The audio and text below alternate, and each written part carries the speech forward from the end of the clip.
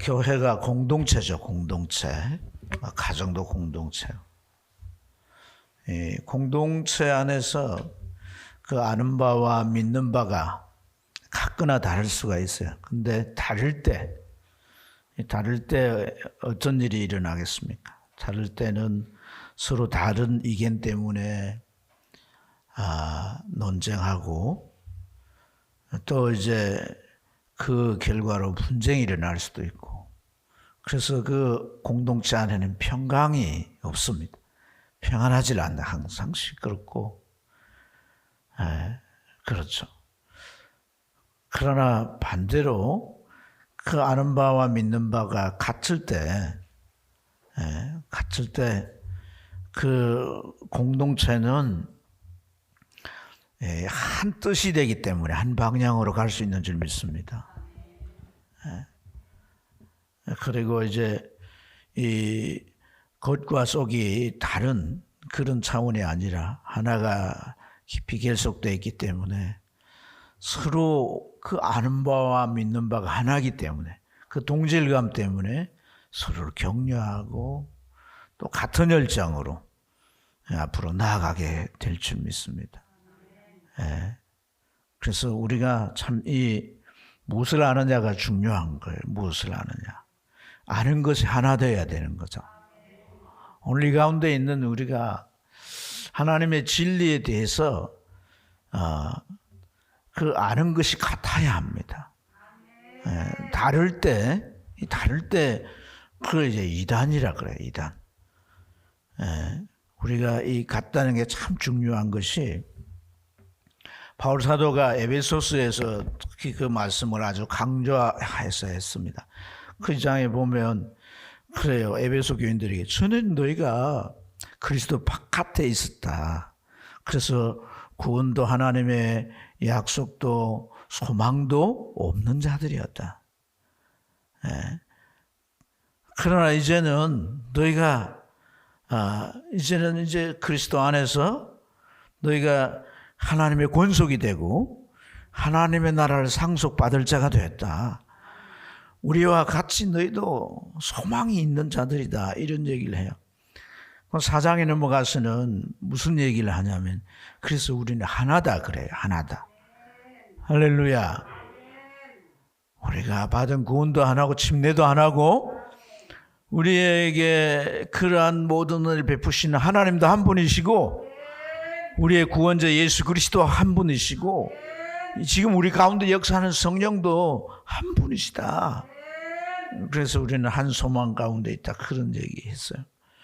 그래서 이게 참 우리가 하나의 진리를 제대로 안다라고 할 때 그것은 아주 이 파이팅하게 되는 거예요.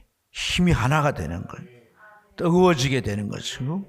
또 이제 앞으로 나아가는데 혼자 나가는 힘이 아니라 그 공동체가 이렇게 엮여서 나가기 때문에 막을 수가 없는 거예요. 그래서 우리가 하나님을 아는 일에 힘써야 되고, 또 우리가 알아갈수록, 여러분 그런 말이 있잖아요. 아는 게 그 무슨 말이에요? 아는 게 힘이다. 모르면 그 어떤 것도 할 수가 없어요.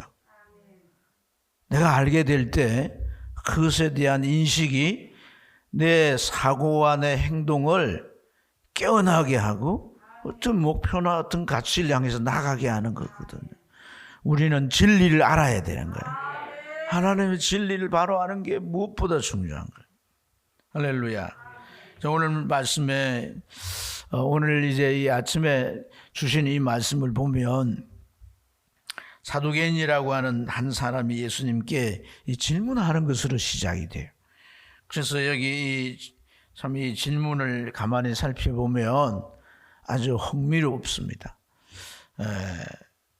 사두개인은 이렇게 예수님에게 말했어요. 이 선생님, 모세 보면은 만일 어떤 사람이 형이 자식이 없이 죽으면 그 동생이 형의 아내를 취하여 그 형을 위하여 상속자를 세울지니라 그랬습니다. 그리고 이제 이 사두개인이 이제 한 예를 드는 거죠. 이게 참 흥미로운 얘기인데, 칠행제가 있었는데 마지가 아내를 취했다가 자식도 없이 죽었습니다. 그래서 모세법에 의해서 그 둘째가 형수를 취하여 또 살다가 죽었어요. 그 다음에는 이제 칠행제니까 셋째가 그래야 되고 넷째가 그래야 되고 마지막 일곱째까지 그랬다가 그 일곱째도 자식이 없이 다 죽었다는 거죠. 그런데 그 여자도 죽었다는 겁니다. 다 죽었는데 문제는 부활 때에 다시 되살아나게 될 텐데, 마지도 되살아나고 둘째도 그 일곱째까지 다 되살아나게 될 텐데, 문제가 뭐냐면 이 여자는 누구의 아내가 되겠습니까? 참 흥미로운 질문이 아니겠습니까? 그렇죠. 여러분, 이 사두개인이 뭐가 궁금했을까요?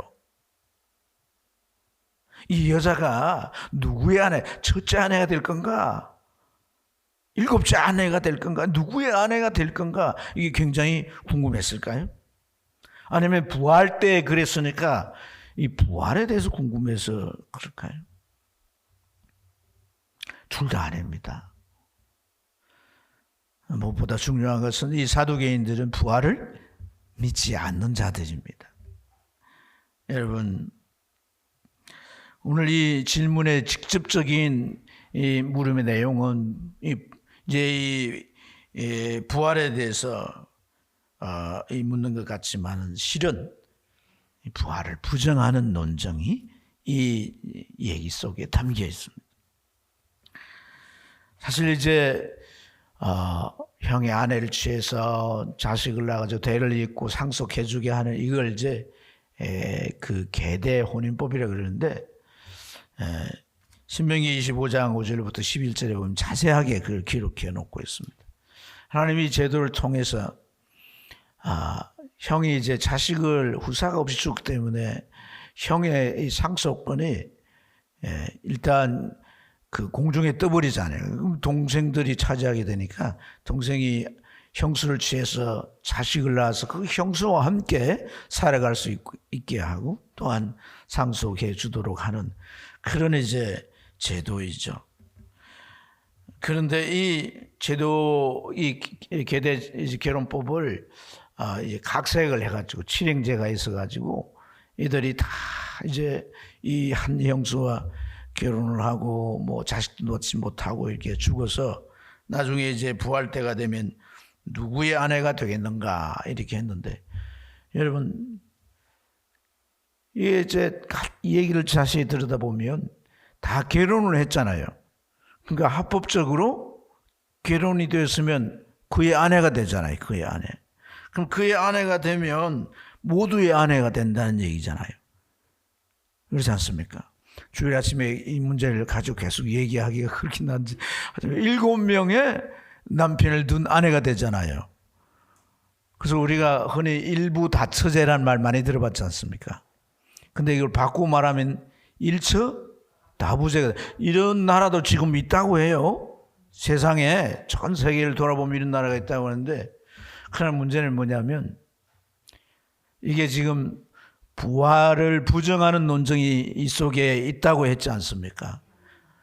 근데 여러분, 지금 이 사람이 하는 얘기는 신명기 25장에 이 하나님이 정해놓은 율법의 법률 가지고 각색을 해서 만든 얘기거든요.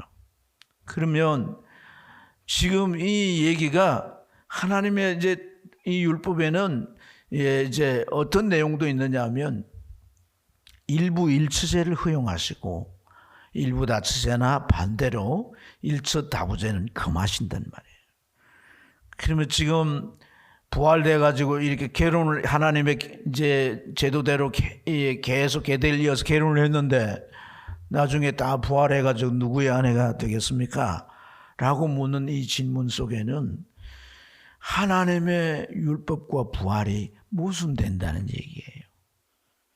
그래서 결과적으로 부활은 있다 없다? 없다. 이런 주장을 하는 거예요. 여러분, 이 사두개인들은요 제사장 그룹이고 율법학자들이고 그래서 굉장히 똑똑합니다. 예, 유식해요. 그래서 이들이 지금 얘기하는 이러한 이 논리가 뭐냐면 기류법이란 거예요. 기류법. 이 기류법이라고 하는 것은 뭐냐면 간접적으로 뭔가를 증명하는데, 자, 내가 주장하는 이 얘기가 주제가 있고 또 다른 사람이 주장하는 주제가 있는데, 이 다른 사람이 주장하는 이 주제는 자기가 볼 때 틀렸다는 거예요. 예, 부적당한 주제란 거예요. 그러면 이 기류법이라고 하는 게 뭐냐면 이 부정한 주제에 대해서 이렇게 쭉 얘기하면서 그게 모순이라든지 그 속에 있는 어떤 이 불합리성을 드러내 가지고 이 부정한 주제가 이렇게 해서 틀렸다는 걸 증명함으로 이 역동적으로 자기의 주장을 오히려 증명하는 이런 이제 논리의 방법입니다. 그러니까 얼마나 똑똑합니까, 여러분? 네, 여러분, 우리가 참 이 말씀을 보면 웃기는 것이 이 부활이라고 하는 진리가 우리에게 알려주는 의미가 무엇입니까? 부활을 믿는 하나님의 자녀들은 죽었으나 다시 살아나서 영원히 산다는 진리가 아니겠습니까? 유대 사회에서 이 진리를 다 믿어요. 그런데 이 사두개인들만 믿지 않는 거예요. 여러분, 하나님을 신앙하는 우리가 그냥 내가 이렇게 믿어야 되겠다, 저렇게 믿어야 되겠다, 이런 신앙이 아니라 하나님의 말씀을 근거로 해서 우리가 신앙관을 갖게 되는 줄로 믿습니다. 그래서 그 신앙관, 하나님의 말씀에 의해서 만들어진 신앙관을 갖는 것인데, 유대 사회에서 모두가 그 말씀을 근거해 가지고 이 부활에 대한 신앙을 가지고 있는데, 왜 유독 이들은 그러한 신앙을 갖지 않을 뿐 아니라 이런 논리를 애써 만들어서 부활에 대한 진리를 부정하려고 했을까요? 이들은 부활에 대한 진리만 부정하는 게 아니라 내세나 천사나 어떤 영적 존재나 심지어 하나님의 예정과 섭리마저도 부정합니다. 더 놀라운 것은요, 이들이 어떤 사람들이냐 하면 바로 유대 사회에서 가장 높은 종교 지도자들이란 거예요. 사두개인이라고 그러는데, 사두개인이란 이 말이 어디서 왔냐면 사독이라는 말에서 왔어요. 사독이 누구냐면 다윗 시대의 제사장. 그래서 그 사독의 후예들이 계속해서 제사장직을 이어왔습니다. 이들은 바벨론 포로될 때 앞장서 나와가지고 성전도 재건하고, 그래서 유대 사회를 회복하는 일에 앞장섰습니다. 헤롯이 왕이 됐을 때 찬밥 신세가 됐지만 유대 로마 권력과 결탁을 해가지고 결국 대제사장이나 이 종교의 모든 이제 이 권리를 그들이 거머쥐게 됐어요. 많지 않습니다, 사두개인들. 유대 사회에서 1%라고 할 수가 있어요. 근데 이들이 지금 대제사장과 율법학자들이고, 대부분 이들은 말이죠, 이제 그 사내들인이라고 하는, 우리나라는 국회죠. 그 국회의 그 의원들입니다. 다 이 국회를 다 차지하고 있는 사람들이나 다를 바가 없는 자들이에요. 그런데 유대인이 다 믿는 진리를 이들만 믿지 않는다. 이들이 유대 사회를 지금 이끌어 간다는 거예요. 참 우스운 일이 아니겠냔 말이에요. 사랑하는 여러분, 신앙에 있어 참으로 중요한 게 무엇일까요? 이들은 하나같이 화려한 스펙을 가지고 있고 최고의 지위와, 그리고 이 1%가 사실 유대의 부를 거의 가지고 있다고 합니다. 그런데 정말 이들에게서 우리가 볼 수 있는 중요한 교훈은 뭡니까? 신앙을 가지고 산다고 할 때 더 중요한 것은 이런 스펙이나 부나 지위가 아니라 하나님의 진리를 바로 아는 것이에요. 왜냐하면 그 진리를 우리가 바로 알고 믿느냐는 우리의 생명이 달려있는 것이고 영생이 달려있는 거예요. 천국이냐 지옥이냐가 달려있는 거예요. 하나님이 나와 함께 하시느냐 하지 않느냐가 달려있는 그런 중대한 문제가 결부되어 있기 때문인 줄로 믿습니다. 무엇보다 중요한 것은 우리가 바른 진리 위에 세워진 신앙관으로 확고히 서 있지 않으면 우리 신앙은요 가만 그대로 있는 게 아니라 세상에 흘러들어가는 거예요. 소위 말해서 세속화 된다는 얘기입니다. 왜 그럴까요? 여기는 아주 이 안에는 말입니다. 여러 가지 복잡한 얽힌 기능들이 이제 작용들이 있는 거예요. 하나님의 바른 진리를 붙잡지 않기 때문에 성령께서 그 마음을 비추지 않습니다. 하나님의 손길이 함께하지 않습니다. 교회는 왔다 갔다 하지만은 그런 어떤 영적인 살아있는 활동이 안 되니까 그는 눈으로 보고 접하고 손을 만지는 그런 것에 그것이 주어지는 가치, 그것이 주는 기쁨 만족에 의해서 점점 그 삶은 세속화로 가게 되는 거예요.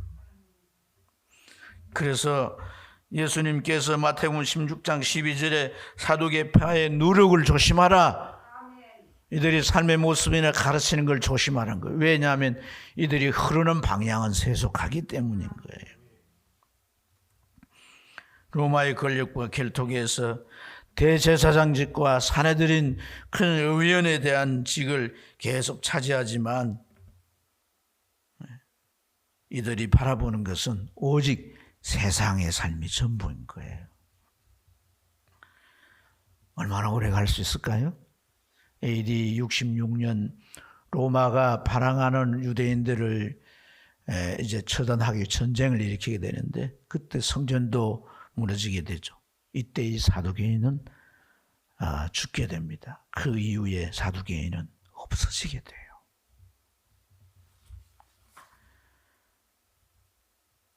그 이후에 그들은 사라져버리고 맙니다.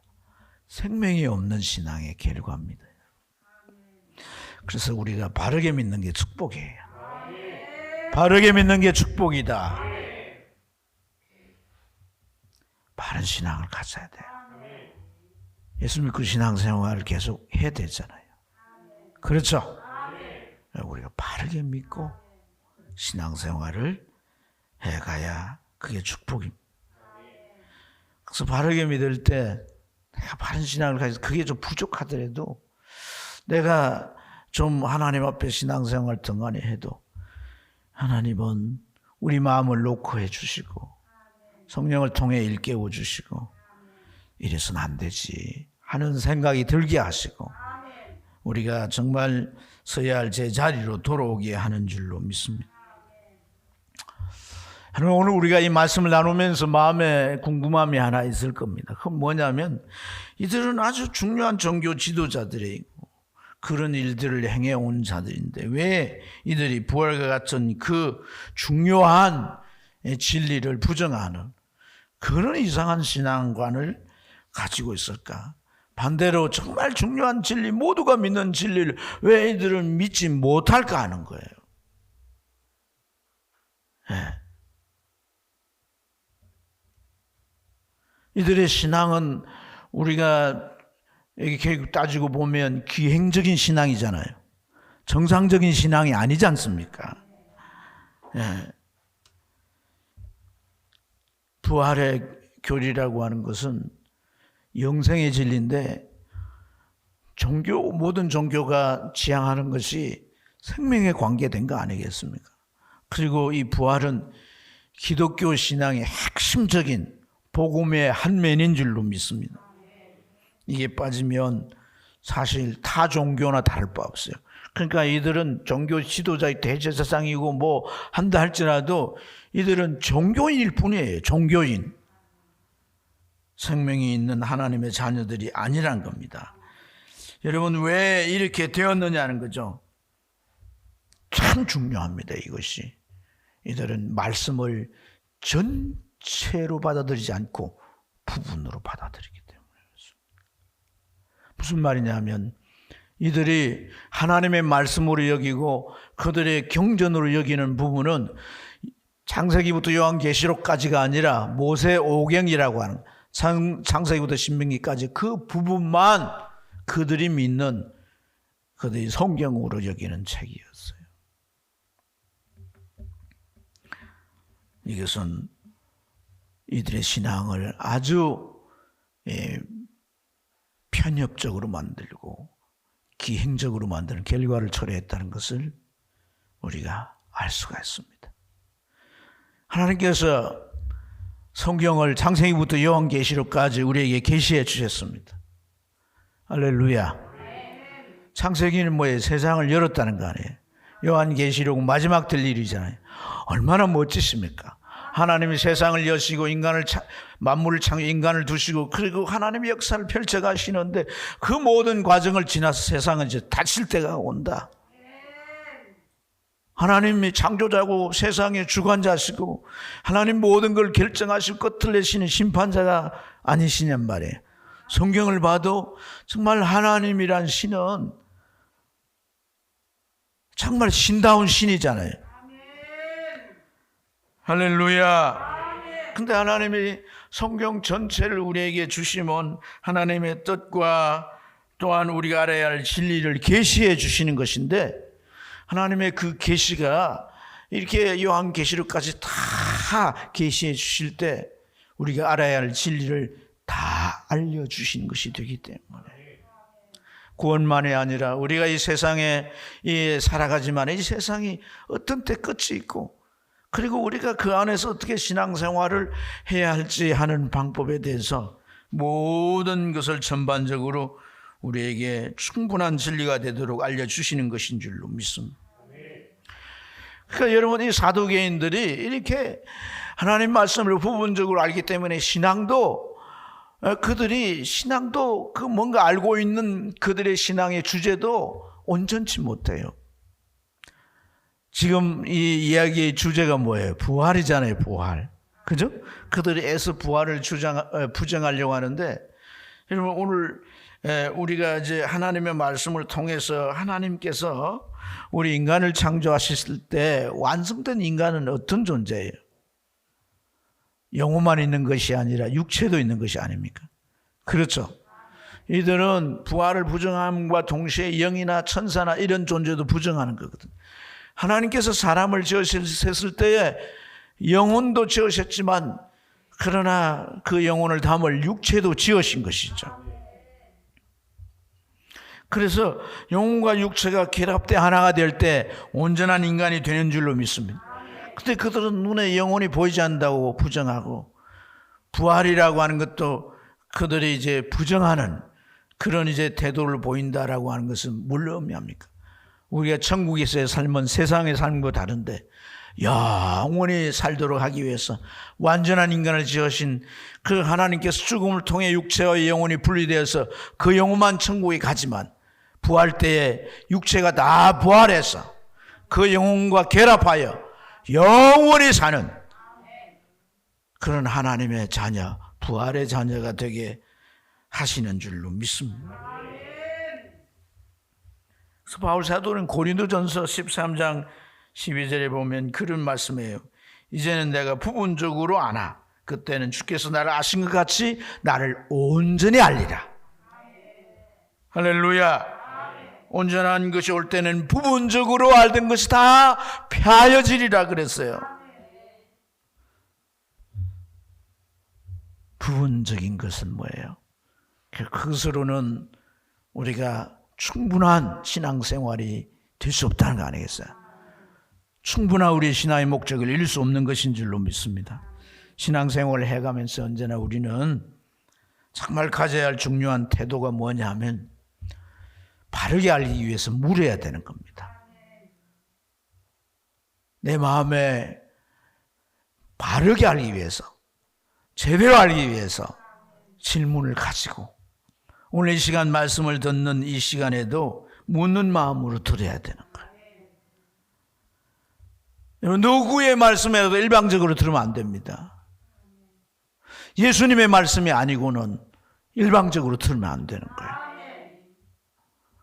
그래서 뭐 이제 그 말이 솔깃하고 그 말이 뭔가 논리가 있어 보이고 그에게 뭔가가 나타난다고 해가지고 따라가서 전부 이단으로 빠져가지고 그 영혼마저도 지옥불에 떨어지는 그런 무서운 결과를 우리는 수없이 봅니다. 교회를 다녔던 사람이 집사, 심지어 목사였다는 사람들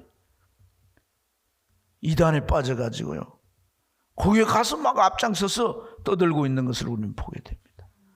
얼마나 이것이 중요한가를 깨달아야 돼요. 바르게 알기 위해서 의문을 가져야 되는 것이고, 질문하는 마음으로 말씀을 들을 때만이 내 신앙의 오류를 바로잡을 수가 있는 것입니다. 여러분이 사두개인 예수님께 쓰지도 않는 랍비라는 용어를 이렇게 쓰면서 존칭을 하지 않습니까? 그런데 그렇게 해서 기껏 그들이 이제 이 질문을 통해서 얻고자 하는 게 뭐예요? 부활이 없다라고 하는 그 주장을 입증해 보이려고 하는 거 아닙니까? 우리가 질문에 가장 안 좋은 태도는요, 내가 알고 있는 걸 갖다가 뭐 어필해 보려고 이렇게 질문하는 거예요. 그래서 하나만 한 질문입니다. 이것이 바른 진리인가? 내가 바로 알고 있는가를 알기 위해서 물어야 되는 것이고, 아예 모르는 것을 알기 위해서 또한 우리가 물어야 할 줄로 믿습니다. 사랑하는 여러분, 우리가 건강한 신앙생활을 하기 위해서 진리에 대한 구도자가 되어야 합니다. 하나님의 말씀을 읽기를 힘쓰시기 바랍니다. 말씀을 가까이 하시기 바랍니다. 하나님을 가까이 하는 복이 있다고 했는데, 하나님을 가까이 한다는 건 다른 말로 말씀을 가까이 한다는 거예요. 부지런히 성경을 읽으세요. 아멘. 아멘. 읽다 보면 성경이 알려줘요. 읽다 보면 성령이 깨닫게 해주세요. 읽다 보면 그 읽는 과정에 자동적으로 우리가 진리를 명확하게, 성경은 중요한 진리일수록 반복해서 거듭 반복해서 우리에게 알려주시기 때문에 학습에 있어서 이 반복 교육은 너무나 중요하거든요. 명확한 진리로 내 안에 등불처럼 떠오르게 되는 거예요. 그럴 때 우리는 추호도 의심이 없는 거예요. 누가 뭐래야 그 진리를 붙잡고 갈 수 있는 거예요. 심지어 뭐 신학 박사가 얘기한다 할지라도, 여러분, 하버드가 원래 목사가 세운 학교고 그게 신학부가 있어요. 근데 하버드 신학부 안에 자유주의 이단들이 제일 많습니다.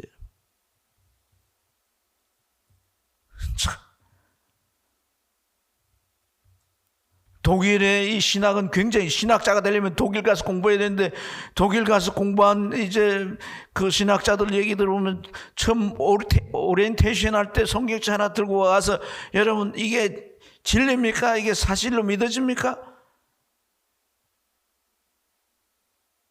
이 표주에는 전부 사실이 아닙니다. 이렇게 얘기합니다. 신학자들이. 여러분들은 깜짝 놀라 자질해질 겁니다. 뒤로 넘어질 거예요.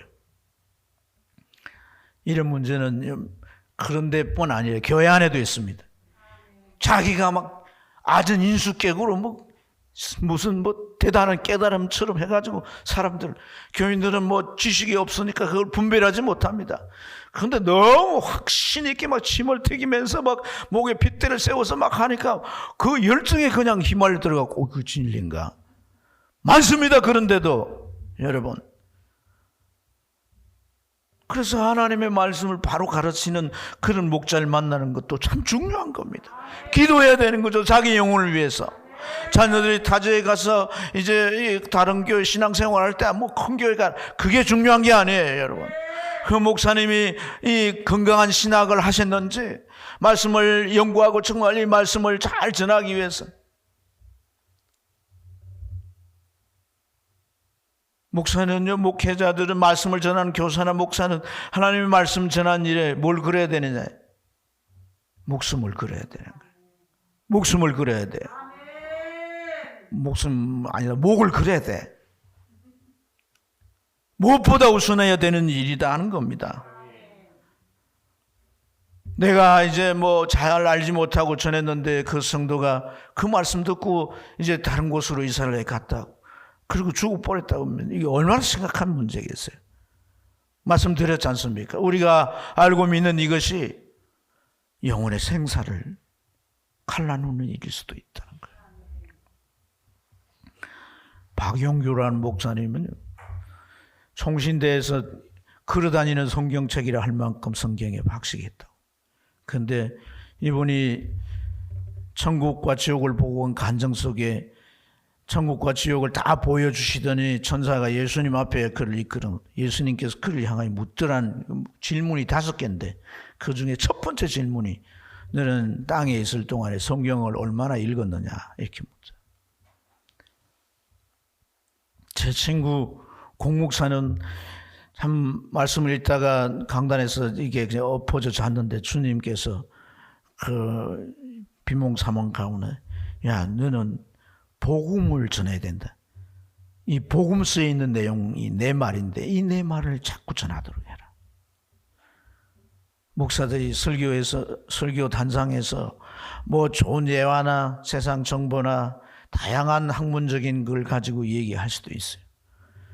그러나 그것은 진리를 더 드러나게 하기 위한 목적 외에는 더 다른 어떤 이유가 돼서는 안 됩니다. 가급적이면 하나님의 진리만 증거해요. 여러분들에게 너 성경 몇 번 읽었냐 주님이 천국에 왔을 때 물으면 너 몇 번 대답하겠어요? 100번 읽은 분, 절반을 깎아서 50분 읽은 분, 어떻게 힘드시나요? 20분 읽은 분, 몇 번 읽어야 되는 거예요? 아브라함처럼 계속해서. 그럼 한 번 이상은 읽었다고.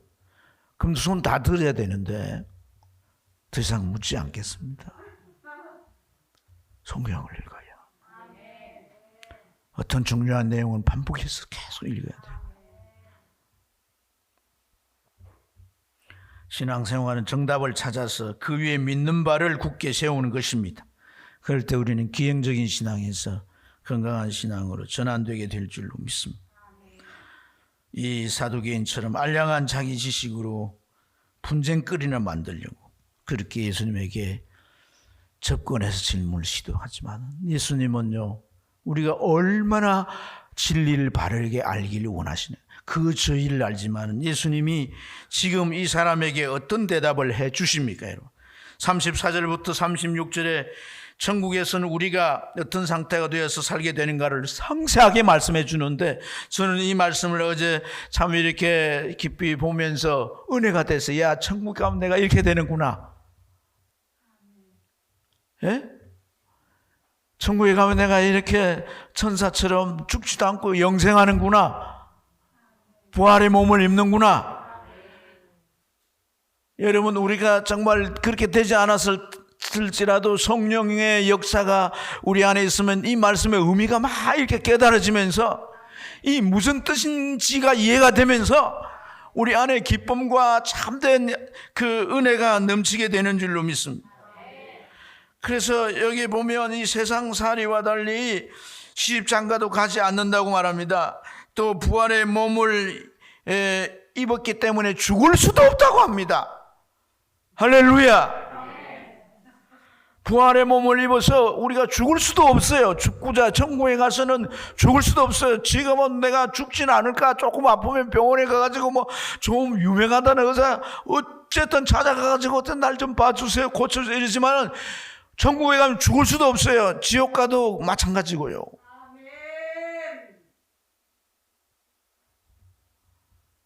그리고 부활의 자녀로서 하나님의 자녀임이라 하고 주님이 말씀하셨어요. 우리가 남남이 아니라는 거예요. 할렐루야. 어떤 면에서는 육신의 가족, 내 부모님, 내 자녀, 이제 형제들 이런 이제 관계가 이게 이제 무의미해지니까 섭섭함도 있겠지만 더 중요한 것은 우리 믿음의 형제 모두가 하나님의 자녀가 되었어. 할렐루야. 내가 마치 육신의 그 부모와 자식과 더 형제 간의 그런 사랑 이상의 사랑이 우환을 가득 찼어. 사랑의 대상이 많아지면 좋아요, 안 좋아요? 그렇잖아요. 천국에 있는 모든 가족들 보면 우리가 얼마나 참 기쁠까요? 할렐루야. 이 사두개인의 질문의 내용과 예수님의 대답이 크게 다른 거예요. 왜 다를 수밖에 없냐면 이 사두개인들은 가상으로 꾸민 각색을 한 질문이에요. 하지만 예수님의 대답은 실제 천국에 계셨다고 오신 분의 대답이기 때문에 다를 수밖에 없고 더 확실한 진리인 줄 믿습니다. 마태복음 22장에 보면 이 같은 내용이 있는데 그 29절에 보면 이런 말씀이 있습니다. 너희가 이제 그런 비유로 이제 예수님에게 질문을 했으니까 예수님이 답을 내주시면서 그렇게 말씀하셨어요. 너희가 성경도 제대로 모르고 하나님에 대해서도 오해하였도다. 이렇게 말해요. 여기 알지 못하는 고로라는 이 메에이도 데스라는 말은 문자적으로 보지 못하는 고로 이 말이에요. 그래서 천국에 가보지 않았으니까 볼 수 없었던 내용이에요. 부활을 볼 수 없었어요. 피조세계의 제한적인 존재가 어찌 천국을 알겠습니까? 그러나 천국에서 오신 주님이 이 사실을 환히 알려주시니 이것이 참 진리고 이것이 묵상될 때에 그대로 느껴지고 믿어지게 되는 줄로 믿습니다. 또 여기에서 성경도 모르고라고 할 때 이 성경은요, 그들이 취사선택해서 그들의 성경으로 여기는 모세오경만을 말하는 게 아닙니다. 성경 전체 말을 말하는, 이 성경 전체 말을 말하는데, 여러분 이 모세오경, 근데 예수님께서 그들에게 이 부활에 대한 진리를 설명하면서 어떤 말씀을 인용했냐면 출애굽기 3장 6절 인용했는데 그 출애굽기 3장 6절이 그들이 잘 알고 있는 모세오경 속의 말씀이잖아요. 주님은 성경 전체 다른 데서 부활을 더 구체적으로 설명한 내용들이 얼마나 많은지 몰라요. 시편 16편은 뼈가 썩지 않는다고 그랬잖아요. 많은 내용들이 있지만 그런 예가 아니라 그들이 잘 알고 있는 이 모세오경 가운데 출애굽기의 3장 6절의 그것을 말씀해서 모세 불국 가운데서 하나님 만나게 될 때 하나님께서 아브라함의 하나님이요 이삭의 하나님이요 야곱의 하나님 산자의 하나님이다. 성경을 부분적으로 아는 것도 제대로 모르지 않습니까? 주님께서는 그렇게 자세하게 상세하게 이들을 배려해서 알게 해주시는 거예요. 할렐루야. 이러니 감히 더 물을 수가 없다는 얘기입니다. 주님은 오늘도 묻는 자에게 말씀해 주십니다. 할렐루야. 예수님은 요한복음 14장 26절에 이런 말씀하셨어요. 아버지께서 내 이름으로 보내실 성령이 너에게 모든 것을 가르치시고 내가 너에게 말한 모든 것을 생각나게 해 주실 것이다. 성령 다 받으셨잖아요. 예수 믿으면 성령이 함께 하십니다. 불체험을 통해서 성령이 나와 함께 하심을 우리가 알고 그분과 동행하는 삶을 살게 됩니다. 내 성령께서 많은 일 가운데 하나가 하나님의 말씀을 깨닫게 하고 그 깨달은 말씀을 어떤 상황 속에 생각나게 하셔서 이 진리로 우리를 이끌어 주시는 줄로 믿습니다.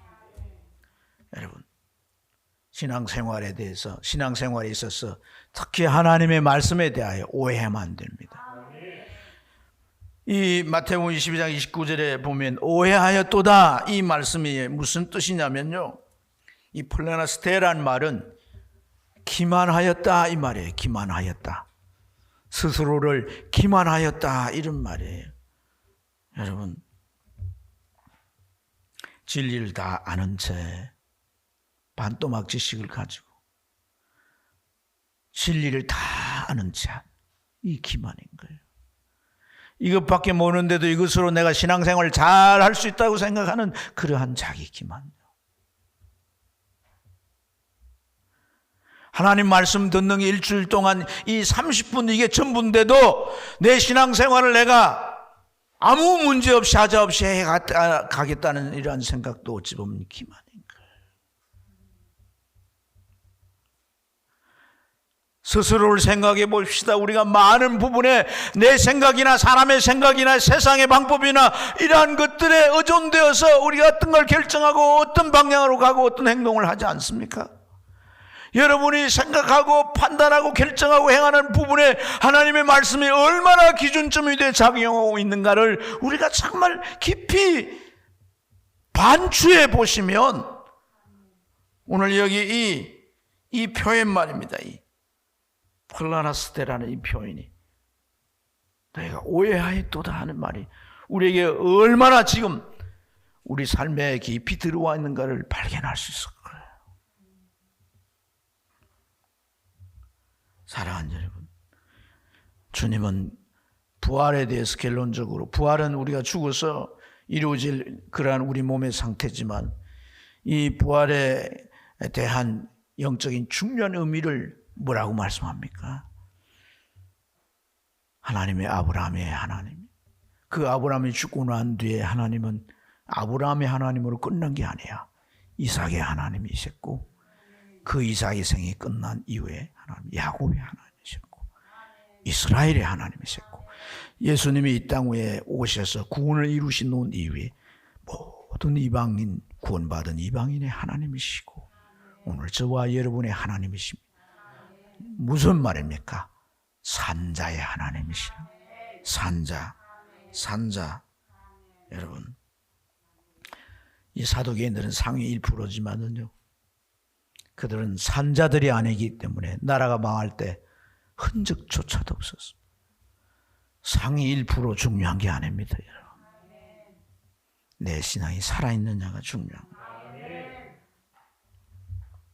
산자는 진리를 배우려고 합니다. 아무리 말이 하나도 그것을 다 적어놓고 마치 초등학교 입학한 아이처럼 배우려 합니다. 낮은 자세로 배우려 합니다. 그리고 그 진리가 가르치는 대로 주님을 따르려고 합니다. 뭘 알든 뭘 듣든 그 하나 마음속에 그 하나 빛이 되어서 그 심령을 비추고 있는 그것을 따라 살아보려고 합니다. 살아보려고 합니다. 잘 안 돼서 기도합니다. 자기 한계를 주님 앞에 내려놓고 기도합니다. 또다시 순종으로 시도합니다. 그래서 그는 하나님의 말씀을 경험해 갑니다. 말씀이 경험돼 갑니다. 그를 막을 자는 세상에 아무도 없습니다. 이러한 신앙으로 살아서 복이 되길 축복합니다. 기도하겠습니다.